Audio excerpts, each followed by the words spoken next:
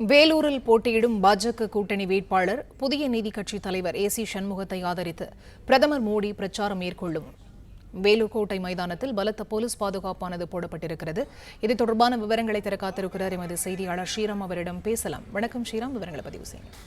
2 நாள் பயணமாக பாரத பிரதமர் நரேந்திர மோடி அவர்கள் தமிழகத்துக்கு நேற்று வருகை புரிந்தார். சென்னையில் நடைபெற்ற நிகழ்ச்சியில் பங்கு பெற்று ஆளுநர் மாளிகையில் தங்கி தற்போது வேலூர் கோட்டை மைதானத்தில் இருக்கக்கூடிய வேட்பாளர்களை, குறிப்பாக ஏசி சண்முகம் அவர்களை ஆதரித்து பிரச்சாரத்தில் பேச இருக்கிறார். அதன் காரணமாக 7 அடுக்கு பாதுகாப்பு ஆனது போலீசார் பாதுகாப்பு பணியில் ஈடுபட்டு வருகிறார்கள்.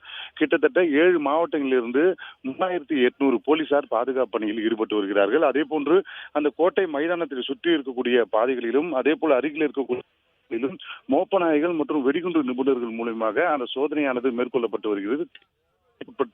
உள்ளே அந்த கட்சியினர் மற்றும் பொதுமக்கள் அனுமதிக்கப்படுகிறார்கள்.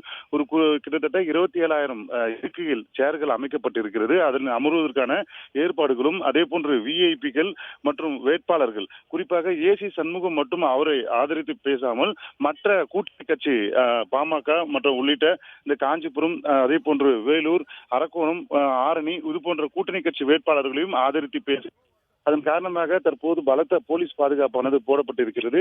கிட்டத்தட்ட 10:30 மணி அளவில் அந்த விழா மேடைக்கு வருகிறார். அதன் பின்பாக சிறப்புரையாற்றுகிறார். அதன் காண்பதற்காக ஏராளமான பொதுமக்கள் வந்து கொண்டிருக்கிறார்கள். தீவிர சோதனைக்குட்பட்டு உள்ளே அனுமதிக்கப்பட்டு வருகிறார்கள்.